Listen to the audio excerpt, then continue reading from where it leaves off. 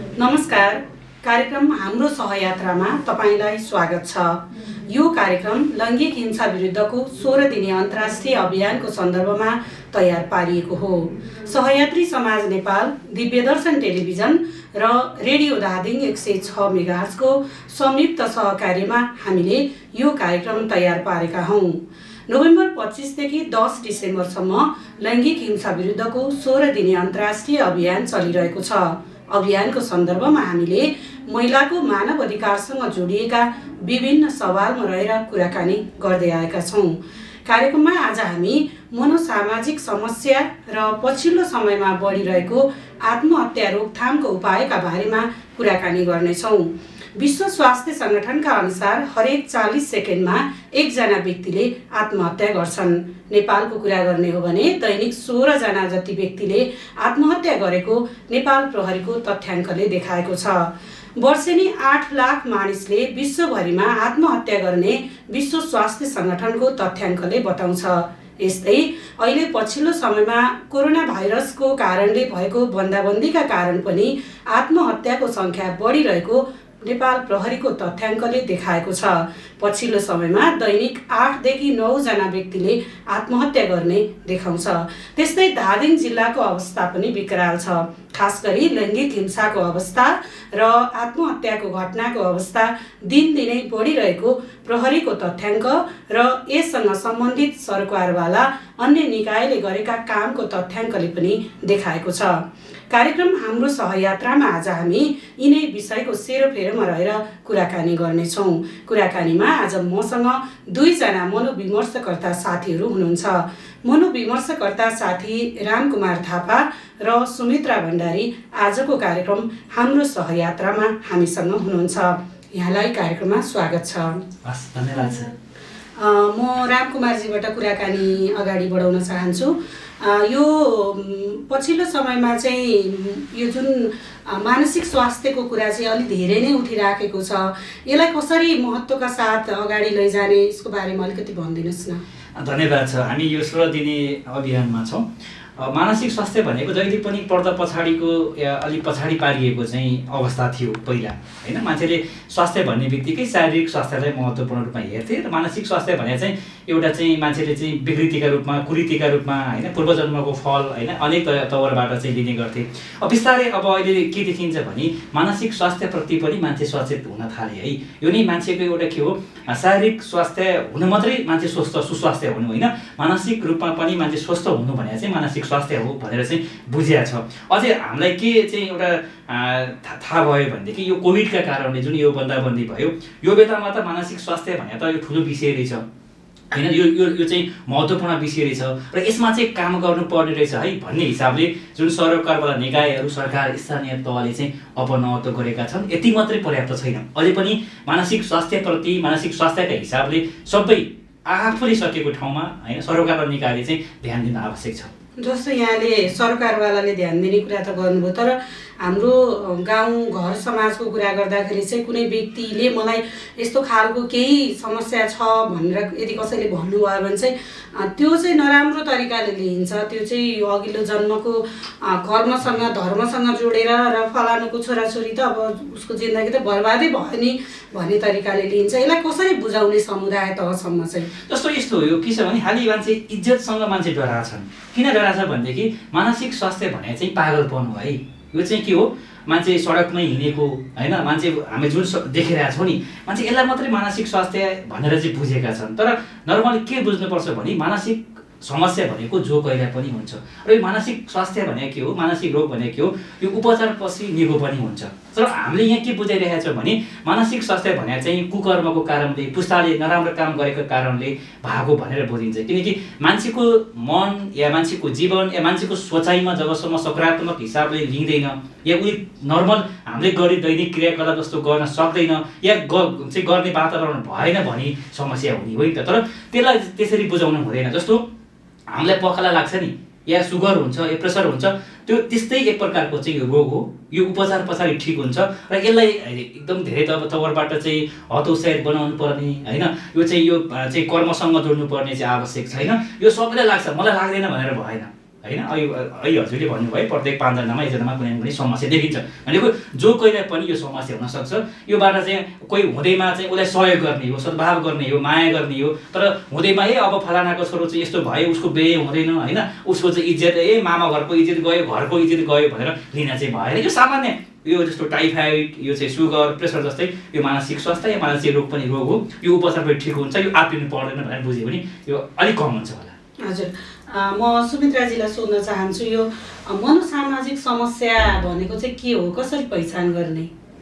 यो मनोसामाजिक समस्या भन्ने बित्तिकै चाहिँ हामीले मनसँगको समस्या बुझ्नुपर्छ होइन। जब मन र समाजबिच चाहिँ एउटा तालमेल हुन्छ, त्यो तालमेल नमिल्दाखेरिमा चाहिँ देखा पर्ने समस्या चाहिँ मनोसामाजिक समस्या हो भनेर हामीले बुझ्नुपर्छ।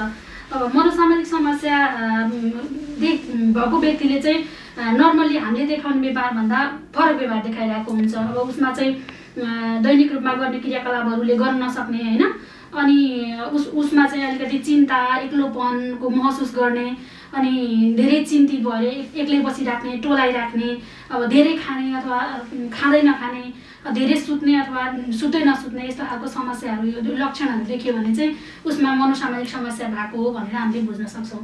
हजुर, तपाईँ खास गरी लैङ्गिक हिंसा प्रभावितहरूसँग काम गर्नुहुन्छ होइन, उहाँहरूलाई कसरी कुराकानी गर्नुहुन्छ, उहाँहरूको अवस्था कसरी पहिचान गर्नुहुन्छ? विशेष गरेर म चाहिँ लैङ्गिक हिंसा प्रभावित व्यक्तिहरूसँग, महिलाहरूसँग काम गर्ने भएको कारणले गर्दाखेरिमा हामीसँग जति पनि महिलाहरू आउनुहुन्छ उहाँहरू चाहिँ कहीँ न कतैबाट चाहिँ मनोसामाजिक रूपमा चाहिँ समस्या भएको देखा पर्छ होइन। लैङ्गिक हिंसा हुनुमा चाहिँ मनोसामाजिक समस्याको पनि कहीँ न कहीँ चाहिँ त्यो मिलेको हुन्छ। मनोसामाजिक समस्याले चाहिँ ग्रसित बनाएर चाहिँ हिंसा प्रभावित भइरहेको हुन्छ होइन। उसले चाहिँ फरक व्यवहार देखाइरहेको हुन्छ घरमा। मनोसामाजिक समस्या भन्ने बित्तिकै नर्मल व्यक्तिले देखाउने भन्दा फरक व्यवहार देखाइसके पछाडि परिवारले पनि उसलाई घृणा गर्ने अनि परिवारले पनि उसलाई सपोर्ट नगर्ने खालको समस्याहरू देखा परिरहेको हुन्छ। हाम्रोमा आउने जति पनि महिलाहरू हुनुहुन्छ उहाँहरूमा चाहिँ 99% चाहिँ मनोसामाजिक समस्या देखा परेको हाम्रो तथ्याङ्कले देखाउँछ होइन। यसमा चाहिँ मनोसामाजिक समस्या महिलाहरूले चाहिँ धेरै भोग्नु परिरहेको पनि त्यो हाम्रो तथ्याङ्कले देखाइरहेको छ। हजुर, मैले फेरि रामकुमारजीलाई सोध्न चाहेँ, जस्तो अघि मैले सुरुवातमा पनि कुरा उठाएको थिएँ कि पछिल्लो समयमा आत्महत्या एकदमै धेरै बढी छ भनेर। यो आत्महत्या हुनुमा के कारण चाहिँ बढी जस्तो पाउनु भएको छ यहाँ एकजना मनोविमर्शकर्ताको हिसाबले कुरा गर्दाखेरि? जस्तो मलाई के लाग्छ भने सबैभन्दा ठुलो आत्महत्या के हो होइन, मान्छेले किन आत्महत्या गर्छ भन्ने हिसाबले चाहिँ लिन आवश्यक छ। तर हाम्रो समाजले अहिले पनि के चाहिँ अर्थ लगाउँछ भनेदेखि यो हुदिहाराले मात्रै आत्महत्या गर्छ या आत्मबल कमजोर हुनेले मात्रै आत्महत्या गर्छन् भनेर सोचेको छ। तर के हो, आत्महत्या गर्नुमा चाहिँ मानसिक समस्याको कारणले आत्महत्या हुन्छ भनेर सोच छैन। र अक्सर मान्छे के हो, बाँच्न चाहन्छ होइन, किनकि कुनै रोग लाग्छ, कुनै प्राकृतिक प्रकोप आउँदा उसले आफ्नो ज्यान जोगाउनको लागि हर प्रयास उसले प्रयत्न गर्छ। तर मान्छे किन मर्छ भनेर खोज अनुसन्धानहरू धेरै पनि भएका छन् होइन, अध्ययनहरूले पनि धेरै देखाएका छन्। तर यही कारण नभए पनि यो आत्महत्या बन्नुको कारण चाहिँ के हो भनेदेखि 90-95% चाहिँ कुनै न कुनै मानसिक समस्या हुन्छ होइन। बाँकी 5% चाहिँ होइन आवेगमा आएर या तनाव एकछिनको निर्णयले चाहिँ भएको देखिन्छ। तर मलाई लाग्छ मान्छेलाई के हो, मान्छेलाई समस्याले घेर्छ, किनकि मान्छेको जिन्दगी भनेको सधैँ एउटा रेखामा चाहिँ बग्दैन, भनेको वक्र रेखामा चाहिँ गइरहेको हुन्छ। र मान्छेले सामान्य रूपमा जिन्दगीमा आइपर्ने तनावहरू, समस्याहरू, चिन्ताहरू, पीडहरू जबसम्म मान्छे झेल्न सक्दैन या भनौँ उसलाई वास्तवमा भन्दा मर्नमा फाइदा देख्छ होइन, उसलाई सहयोग गर्ने, सद्भाव गर्ने, उसको कुरा सुनिदिने, बुझिदिने मान्छे जब कोही पनि हुँदैन त्यसपछि ऊ शून्यमा पुग्छ। शून्यमा पुग्नेको अर्थ के हो, उसलाई अब त्यहाँबाट उठेर आउनै सक्दैन होइन। उसको परिवार, समाज, आफन्त, साथीभाइ कसैको पनि उसलाई चाहिँ माया ममता लाग्दैन। त्यही भएर मान्छे के हो, समस्याले घेरिसके पछाडि जब ऊ जिरोमा पुग्छ, अब मेरो उपाय छैन भन्छ र वास्तवमा भन्दा मर्दमा फाइदा देखेपछि मान्छे चाहिँ आत्महत्या गर्छन् भन्ने चाहिँ एउटा होइन तथ्याङ्क या तथ्यहरूले पनि त्यो देखाएको छ। हजुर, कस्तो खालको लक्षणहरू देखिने चाहिँ हुन्छ खास गरी? जस्तो विशेष गरी त्यो सबैले याद गर्न सक्छ होइन। अब जो दैनिक रूपमा पहिला जुन एउटा रुटिनमा चल्थ्यो, दैनिक उसले सहज रूपमा क्रियाकलाप गर्दै हिँड्थ्यो, ऊ गर्न छोड्यो, एक्लै बस्न छोड्यो होइन। अनि त्यहाँ मन नरमाइलो दुःख मान्ने गर्न थाल्यो होइन। त्यसपछि गएर आएर चाहिँ सधैँ निराशावादी कुराकानी गर्न थाल्यो होइन। मेरो कर्मै त्यस्तो, मैले गरेर के हुन्छ र भन्न थाल्यो। त्यसपछि गएर चाहिँ आफूसँग चाहिँ भन्नु भएको बहुमूल्य चिजहरू चाहिँ साथीहरूलाई दिन थाल्यो, या सामाजिक सञ्जालमा गीतको माध्यमबाट भन्दाखेरि पनि सधैँ यस्तै दुःखका कुराहरू, मरेका कुराहरू, मरेका घटनाहरू, यस्ता कुराहरू जो गर्न थाल्यो। र पहिलाको जस्तो परिवारमा होइन नजिक भएर कुराकानी गर्ने, सेयरिङ गर्न छोडेर ऊ पहिलाको भन्दा फरक तवरबाट उसको त्यो चाहिँ व्यवहार देख्यो भनेदेखि चाहिँ अब हामीले चाहिँ सोच गर्नुपर्छ कि यसलाई समस्या छ। तर धेरै अहिले अध्ययनले के देखाउँछ भने 10 जना मध्ये चाहिँ आत्महत्या गरे 10 जना मध्ये चाहिँ 8 जनाले चाहिँ कुनै न कुनै सङ्केत देखाएका हुन्छ होइन, त्यही नजिकको साथीहरूसँग कि उसको परिवारसँग। तर अब त्यसलाई चाहिँ कसरी निहाल्ने? अब आत्महत्याको कुराकानी गर्दा जटिल अवस्था पनि हो है, यसलाई कम गराउनु पर्छ र सकिन्छ पनि। तर के हो भने जो मान्छेले कुराकानी गर्दै जाँदा निराशावादी कुराकानी गर्न थाल्यो होइन, अब म होइन तिम्रो हाम्रो भेट यति नै हो अब होइन, अब अन्तिम हुन पनि सक्छ, तिमी यस्तो गर उस्तो गर भनेर निराशावादी कुराकानी गर्न थाल्यो, या मलाई मर्न मन लाग्यो, मलाई कस्तो मर्ने सोच आइरहेछ भनेर चाहिँ जो मान्छेलाई भन्नु नि, अब त्यो भन्ने मान्छेलाई चाहिँ खेलखेलमा नलियो। किन अब खतराको घन्टी बज्यो, उसलाई नजिक भएर उसको कुरा सुनिदिने, उसको समस्या के छ बुझिदिने होइन। अनि आफूले के सहयोग गर्न सक्छु उसलाई चाहिँ सँगै बसेर सहयोग गर्न सकियो भनेदेखि चाहिँ यो आत्महत्या चाहिँ दर चाहिँ घटाउन पनि सकिन्छ। र अहिले मैले भनेका समस्याहरू हाम्रो चाहिँ होइन आदरणीय दिदीबहिनीहरूलाई पनि हुन सक्ला, किनकि यो आत्महत्याको सबैलाई पनि आउँछ होइन। त्यस्तो आयो भनेदेखि चाहिँ परामर्श लिने र आफूले जहिले पनि के हो आफूलाई चाहिँ कन्भिन्स गराउने, किनकि मरिसके पछाडि अहिलेसम्म कसैले पनि शान्ति पाएको छैन। या के हो जिन्दगी भनेको दोस्रो पनि पाउँदैन, मान्छेको जिन्दगी एकपटक मात्रै पाउँछ र जहाँदेखि बिग्रिन्छ त्यहीँबाट सुरुवात गरिदियो। तर हामीलाई के लाग्छ भनेदेखि अब मलाई चाहिँ सकियो, किनकि हामीले अरू सफल मान्छेको उदाहरण हेऱ्यौँ भने पनि प्रत्येक मान्छे जिरोबाट उठेर चाहिँ आएका हुन्छन् भनेको अब म केही पनि गर्न सक्दिनँ या म केही पनि गर्न नसक्ने भएको छु भन्ने हिसाबले पनि आएका छन् नि त। अब त्यो आफूलाई मोटिभेट गर्ने र सामान्य जिन्दगीमा आइपर्ने समस्याहरू कम गर्ने, तनाव कम गर्ने, सेयरिङ गर्ने, छलफल गर्ने भयो भने यसलाई कम गर्न सकिन्छ होला। यसमा सुमित्राजीले के थप्न चाहनुहुन्छ? त्यही हो सरले भन्नुभएको चाहिँ अब आत्महत्याको सोच जसले चाहिँ जो सोच बनाइरहेको छ त्यो व्यक्तिमा चाहिँ धेरै लामो समयदेखि चाहिँ ऊ चिन्तामा रहने होइन, एक्लै बस्ने, अनि अब आफ्नो बहुमूल्य चिजहरू सर्नु भन्नु जस्तै अरूलाई बाँड्न थाल्ने, अनि धेरै समय अगाडिदेखि चाहिँ आत्महत्याको सोच बनाइराख्ने, अरूसँग साथीहरूसँग चाहिँ मलाई मर्न मन लागिरहेछ कसरी होला होइन, त्यो मर्ने उपायहरू चाहिँ कुन माध्यमबाट मर्दाखेरिमा चाहिँ सहज होला भन्ने खालको त्यस्तो खालको भावना चाहिँ त्यो व्यक्तिमा आइरहेको हुन्छ।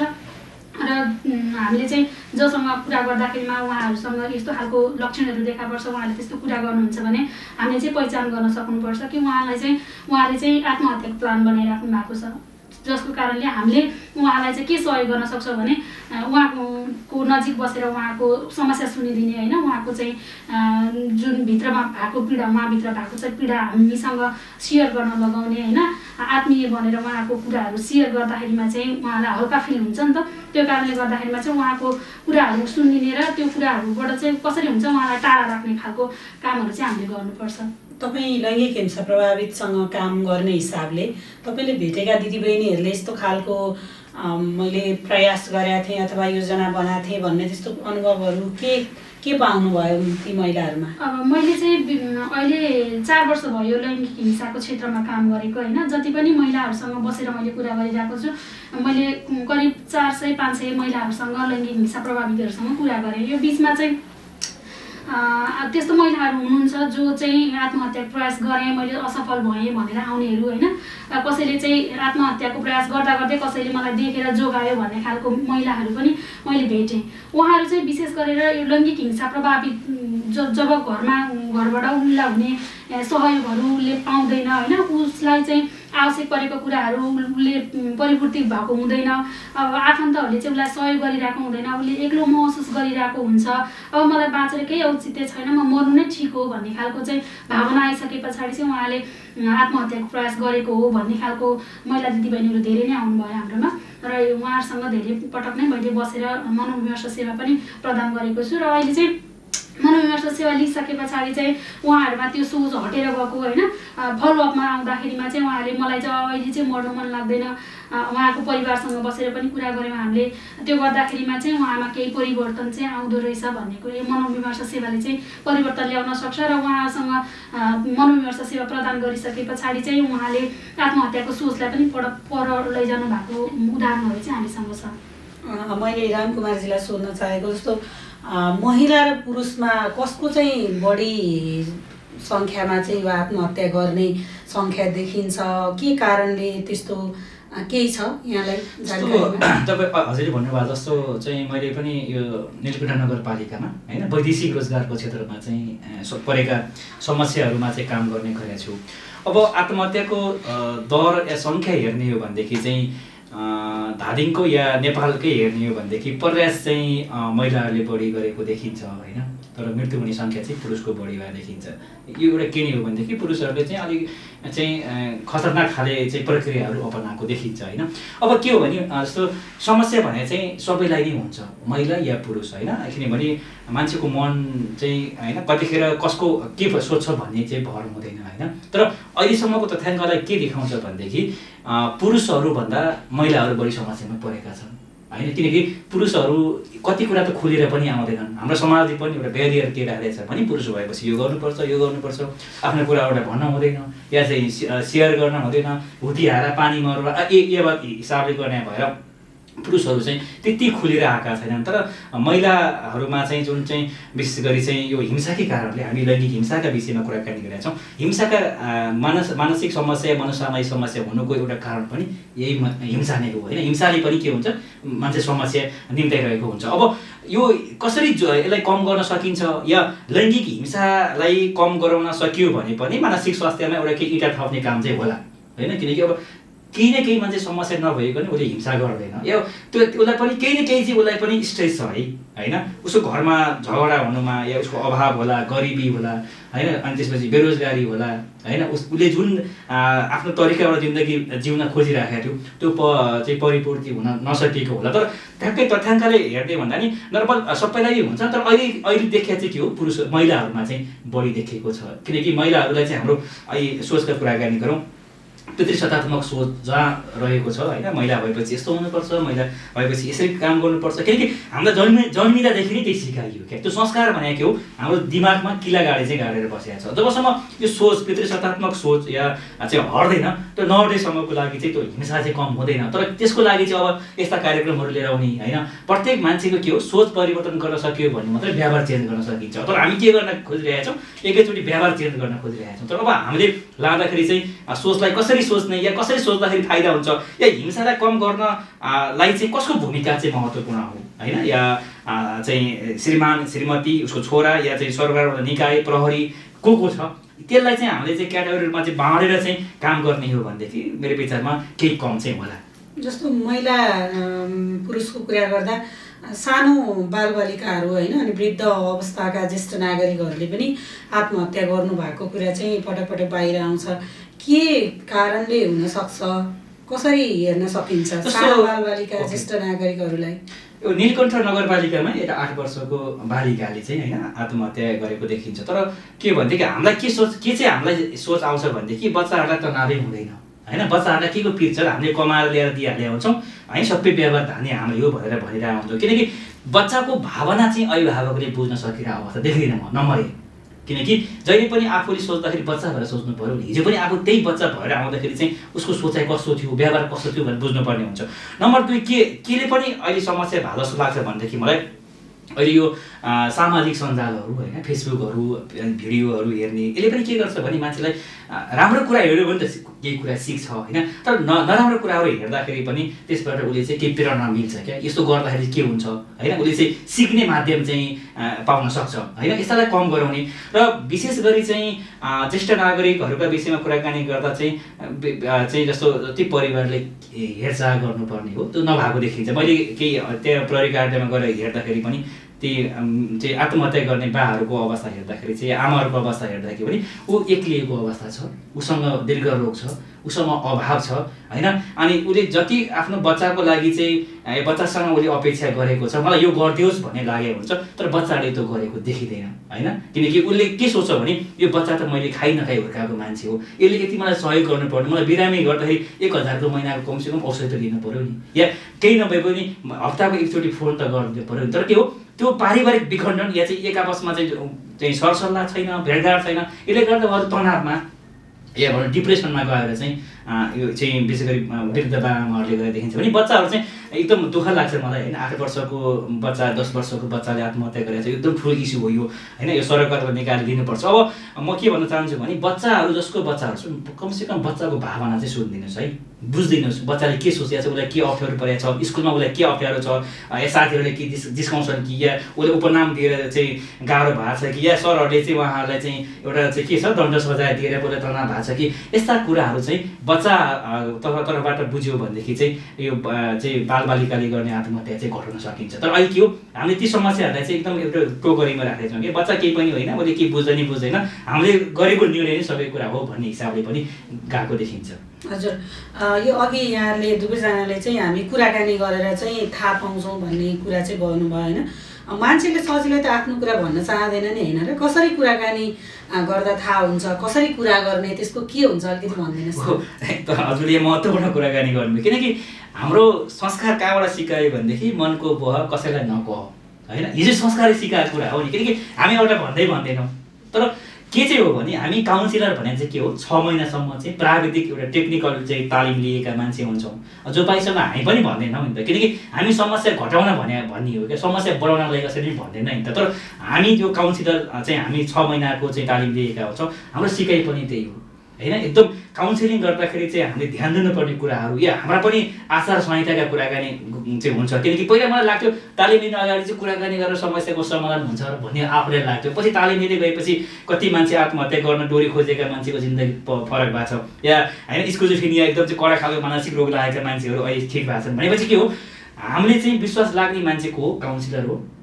किन हामी उहाँसँग कुराकानी गर्छौँ भनेदेखि हामी उहाँको साथी हो, उहाँलाई हामीले सपोर्ट गर्छौँ, सहयोग गर्छौँ र उहाँको दुःख र अप्ठ्यारोमा हामी के गर्छौँ, हामी सहपाठी बनेर या सँगै त्यो दुःख र सुखमा चाहिँ सहयात्रा गरेर हामी कम गराउने गर्छौँ। र एकदम गोपनीयताको साथ हामी यहाँबाट भन्यो कति कुरा चाहिँ होइन अरूलाई पनि भन्छन् कि भन्ने पनि लाग्छ, तर त्यो हामी एकदम गोपनीयताको साथ उहाँको समस्यामा एकदम नजिकबाट चाहिँ कुरा सुनिदिने बुझिदिने होइन। उहाँको अहिले के हो मान्छेले कसैको समस्या सुन्दैन नि त, तर हामीले यो मनोविमर्शकर्ताहरूले चाहिँ कुराकानी गरिसके पछाडि उहाँको मन कस्तो छ, उहाँको स्वास्थ्य कस्तो छ, कस्तो छ, उहाँको सम्बन्ध कस्तो परेको छ र उसको व्यवहारमा के फरक आइरहेको छ, हामी त्यो कुराकानी गर्दाबाटै यो समस्या हो कि होइन, या समस्या भयो भने कसरी काम गर्न सकिन्छ भन्ने चाहिँ हामीसँग त्यो तालिम या स्किल भएर पनि हामीसँग कुरा खोल्नुहुन्छ र काम गर्न सजिलो हुन्छ। मैले सुमित्राजीलाई सोध्न चाहेको जस्तो तपाईँले कुरा गरेर लैङ्गिक हिंसा प्रभावितहरूमा परिवर्तन आएको छ अथवा के उहाँहरूको अवस्था सुधार भएको छ कि छैन, के छ अलिकति भनिदिनुहोस् न।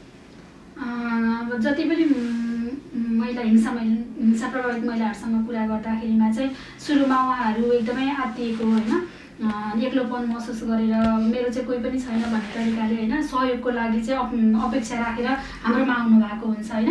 हाम्रोमा आइसके पछाडि चाहिँ उहाँहरूले सुरुमा उहाँहरूले चाहिँ मसँग कुरा गर्नलाई उपयुक्त छ कि छैन त होइन, अब मैले विश्वास गर्न सक्छु कि सक्दिनँ भन्ने कुराहरू चाहिँ उहाँमा शङ्का हुन्छ। अहिले सरले भन्नुभएको जस्तै सर्वप्रथम चाहिँ उहाँले हामीसँग भनेको कुरा चाहिँ हामीसँग गोप्य छ र मैले उहाँको चाहिँ कुरा बुझ्न सक्छु होइन, समान अनुभूति गर्न सक्छु भन्ने खालको विश्वास मलाई दिलाइसके पछाडि मात्रै उहाँहरूले हामीसँग कुरा गर्नुहुन्छ। जसरी हामीले उहाँसँग यो काउन्सिलिङको स्टेपहरू सँगसँगै हामीले काउन्सिलिङ गर्दै जान्छौँ, कुरा गर्दै जान्छौँ, उहाँले चाहिँ बल्ल हामीलाई अनि विश्वास गर्न थाल्नुहुन्छ र विश्वास गर्न थालिसके पछाडि हामीले बनाएको कार्ययोजना होइन, उहाँहरूले आफूले आफ्नो लागि बनाउनु भएको कार्ययोजना उद्देश्यहरू यो जब उहाँहरूले आफूले प्रयोग गर्दै जानुहुन्छ नि त्यस पछाडि चाहिँ उहाँमा केही न केही परिवर्तन आएको हुन्छ। उहाँलाई मनोविमर्श सेवाले चाहिँ कहीँ न कतैबाट चाहिँ उहाँको हिंसा कम गर्नको लागि, मानसिक तनाव कम गर्नको लागि, स्ट्रेस कम गर्नको लागि चाहिँ सहयोग गरिरहेको छ र उहाँहरूको त्यो तनावलाई होइन व्यवस्थापन गर्नलाई हामीले पनि सहयोग गरिरहेको हुन्छौँ। र हामीले जति पनि केसहरू हेरिरहेको छु मैले, त्यो केसहरूमा चाहिँ मनोविमर्श सेवा प्राप्त गरिसके पश्चात चाहिँ धेरै परिवर्तन आएको छ। उहाँहरूको तनाव कम भएको छ होइन, उहाँको आत्मबलमा चाहिँ वृद्धि भएको छ। उहाँले चाहिँ म केही गर्न सक्दिनँ भन्ने अवस्थामा आउनु भएको महिला दिदीबहिनीहरू चाहिँ हाम्रोमा सेवा लिएर फर्के पश्चात चाहिँ म केही गर्न सक्छु भनेर विभिन्न व्यवसाय गर्ने होइन, विभिन्न कामहरूमा चाहिँ इन्भल्भ हुने कामहरू चाहिँ उहाँले गरिराख्नु भएको छ। उहाँहरूमा धेरै परिवर्तन आएको देख्छु म चाहिँ। हजुर, हामी कार्यक्रमको अन्तिम चरणतिर आएको छौँ। मैले यहाँलाई सोध्न चाहेको चाहिँ अब यो मनोविमर्शको यति धेरै महत्त्वको कुरा गरिरहेछौँ, तर त्यति समुदायमा मनोविमर्शकर्ताहरू त धेरै छैनन् नि होइन। के कारणले यो धेरै छैनन् र यसको लागि चाहिँ के हुनुपर्छ, कसरी बढाउनुपर्छ, के हुनुपर्छ भन्ने के छ यहाँको विचार? यसो के लाग्छ भने अब जति सङ्ख्या छ त्यो अपर्याप्त छ होइन, त्यो छैन नि। अब यसको लागि चाहिँ स्थानीय तह, अहिले 3 तहको सरकार छ होइन, सरकारले स्थानीय तह, सङ्घ र प्रदेशले पनि यसलाई प्रमुखताको साथ लिनुपर्छ। र अहिलेको सरकारले नीति नियम बनाउँदाखेरि पनि एउटा पालिका, एउटा वडामा चाहिँ सकेसम्म र वडामा चाहिँ एउटा काउन्सिलर राखेर चाहिँ काम गर्ने हो भनेदेखि सजिलो हुन्छ होइन। किनकि समस्याहरू त छन्, बढ्दो छ। अब चाहिँ डब्लुएचओले भनिरहेको छ कि अब चाहिँ 10 वर्ष 20 वर्षपछि चाहिँ होइन मानसिक बिरामीहरू बढी बढ्छन्। र यसरी हेर्दा मलाई के लाग्छ भनेदेखि उहाँ चाहिँ मान्छेको जीवन भने चाहिँ एकपटक पाइन्छ होइन, फेरि पछि म जन्मिन्छु भनेर पनि पाउँदैन। र हामीलाई नेपालीलाई के पनि परेको छ भने हामी चिन्ता बोकेर हिँड्ने र चिन्ता लिने बानी परिसकेका छ र हामी समस्या समाधानतिर चाहिँ फम्किरहेको छैनौँ कि समस्या बोकेर हिँडिरहेका छौँ। र म के भन्छु भने 90 मिनटको चाहिँ फुटबल खेलमा चाहिँ होइन 80, 79, 89 मिनटसम्म गोल नभएर चाहिँ खेल चाहिँ छोडेर खेलाडी हिँड्दैन होइन। किनकि जसले जिन्दगीको खेल बुझेको हुँदैन, जसले जिन्दगीको यो दुःख सुख यस्तै हो भनेर बुझेको हुन् ऊ आत्तिन्छ। र म के भन्छु भने 90 मिनट हुनको लागि एउटा रेफ्रीले चिठी फुक्नु अगाडि चाहिँ 1 सेकेन्ड अगाडि गोल भएर जित्ने सम्भावना पनि बढी हुन्छ। त्यही भएर म के भन्छु भने म 30 वर्ष भइ मैले हारेर खाएको छैन, के थाहा 35 वर्षपछि आमूल चेन्ज आउँछ कि जिन्दगानीमा। आशावादी भएर चाहिँ जिउने या बाँच्ने प्रयत्न गऱ्यो भनेदेखि कमसेकम मान्छे मोटिभेट हुन त सक्छ नि त होइन। यसरी अगाडि बढ्यो भनेदेखि यो समस्या पनि कम हुन्छ। र अहिले यो मनोविमर्शको कुराकानी गर्दा चाहिँ सबैले, परिवारले, समाजले होइन, सरकारले र सरकारवादी निकायबीच समन्वय सहकार्य गराएर एक आपसमा कुरा सुनिदिने, बुझिदिने, सँगै बस्ने होइन, भावना साटासाट गर्दाखेरि पनि समस्या धेरै कम हुन्छ। हजुर, तपाईँको केही छ थप्नुपर्ने कुरा? त्यही हो, अहिले सरले भन्नुभयो जस्तै अब प्रत्येक वडामा चाहिँ मनोविमर्शकर्ता एकजना हुने हो भने, अनि प्रत्येक स्कुलमा चाहिँ होइन धेरै बालबालिकाहरू चाहिँ स्कुलमा हुन्छ। त्यो कारणले गर्दाखेरिमा पनि स्कुलमा पनि मनोविमर्श सेवाको चाहिँ उपलब्ध भयो भनेदेखि चाहिँ अझै विद्यार्थीहरूलाई चाहिँ जुन आत्महत्याको अहिले केसहरू बढिरहेको छ त्यो केसहरूलाई चाहिँ अलिक कम गर्न सकिन्थ्यो, तनावलाई चाहिँ व्यवस्थापन गर्न सक्यो भनेदेखि चाहिँ अझ हाम्रो समाजमा चाहिँ मानसिक समस्या चाहिँ कम हुन्थ्यो कि भन्ने मलाई लाग्छ। हजुर, हामी कार्यक्रमको अन्तिममै आइपुगेका छौँ। मैले यहाँहरूलाई खास गरी तपाईँलाई सोध्नलाई छुट्याएको कुरा र यहाँले भन्नुपर्ने केही कुरा छ भने राखिदिनु हुन अनुरोध गर्छु। हस्, यो अवसरको लागि म गायत्री म्यामलाई विशेष धन्यवाद दिन चाहन्छु। यो लैङ्गिक हिंसा विरुद्धको 16 दिने अभियान छ, यसलाई यो 16 दिन भन्दा 365 दिने अभियान बनाएर अगाडि बढौँ र महिला र पुरुष एकै रथका 2 पाटा हुन्, जसको एक बिना अर्को जिन्दगी अथक छ, अपूर्ण छ, अपर्याप्त छ। त्यही भएर एक आपसमा हातेमालो गरौँ र मानसिक स्वास्थ्य सम्बन्धी कुराकानी गर्दाखेरि आफ्नो कुरा खुलेर चाहिँ भनौँ। किनकि पिठोको भारी गरम भयो भने बिसाउनुपर्छ, मनको भारी गरम भयो भने भन्नुपर्छ होइन। यसलाई चाहिँ दुःख बाँडे आधा आधा, सुख बाँडे डबल भनिरहेको। यसरी हामी एक आपसमा परिपूरक भएर अगाडि बढ्ने हो भनेदेखि समस्या पनि कम हुन्छ र जिन्दगी सोचे जस्तो त कसको बित्छ होइन। त्यही भएर सानातिना समस्या जिन्दगीमा आइपर्छन्, यसलाई सामना गर्ने हो र यसरी अगाडि बढ्दा पक्कै पनि हामी जितिन्छौँ र खुसी हुन्छौँ। हजुर, यहाँको केही छ थप्नुपर्ने अन्तिममा? विशेष गरेर गायत्रीलाई धन्यवाद दिन चाहन्छु र दिव्य दर्शन टेलिभिजनलाई पनि विशेष धन्यवाद दिन चाहन्छु। हाम्रो जति अलिकति हाम्रो मनमा भएको कुराहरू होइन, समाजमा हामीले जानेको कुराहरू चाहिँ केही कुराहरू हामीले राख्न सक्दाखेरिमा यो इन्टरभ्यूको माध्यमबाट चाहिँ यो सन्देश जाओस् कि मनोसामाजिक समस्या पनि अरू रोग सरह चाहिँ निको पार्न सकिन्छ र यसको लागि चाहिँ मनोविमर्शकर्तासँग चाहिँ सम्पर्क गरौँ। यस्तो खालको कुनै समस्या भयो भने चाहिँ भन्न चाहन्छु। धन्यवाद। यहाँलाई सम्पर्क गर्ने नम्बर ठेगाना केही भन्न चाहनुहुन्छ? हुन्छ, नमस्कार, म रामकुमार थापा, म नीलकण्ठ नगरपालिकामा सुरक्षित आप्रवासन सामी परियोजनामा चाहिँ मनोविमर्शकर्ताको रूपमा काम गर्छु। तपाईँले यसम्म अहिले हामीले कुराकानी गरे मात्रै समस्या भयो भने मेरो नम्बर 9860 49 23 78 पुनः भन्छु 9860 49 23 78 मा फोन गर्नुभयो भने म सहयोग गर्छु। नमस्कार, म सुमित्रा भण्डारी। म चाहिँ सहयात्री समाजमा मनोविमर्शकर्ताको रूपमा काम गर्दै आएको विगत 4 वर्ष भयो र यहाँहरूलाई कुनै मनोसामाजिक समस्याको केही लक्षणहरू देखियो, तपाईँहरूसँग केही समस्या छ भनेदेखि चाहिँ मलाई सम्पर्क गर्न सक्नुहुनेछ। मेरो सम्पर्क नम्बर रहेको छ 9843 093 423। कार्यक्रममा हाम्रो सहयात्राको लागि आफ्नो अमूल्य समय दिनुभएकोमा यहाँहरू दुवैजनालाई धेरै धेरै धन्यवाद। नमस्कार। कार्यक्रममा हाम्रो सहयात्रामा आज हामीले मनोविमर्शको महत्त्व र आत्महत्या रोकथामका लागि गर्न सकिने उपायहरूका बारेमा कुराकानी गऱ्यौँ। कुराकानीमा आज मसँग 2 जना मनोविमर्शकर्ता साथीहरू हुनुहुन्थ्यो, रामकुमार थापा र सुमित्रा भण्डारी। कार्यक्रममा हाम्रो सहयात्रा लैङ्गिक हिंसा विरुद्धको 16 दिने अन्तर्राष्ट्रिय अभियानको सन्दर्भमा तयार पारिएको कार्यक्रम हो। यो कार्यक्रम तपाईँलाई कस्तो लाग्यो?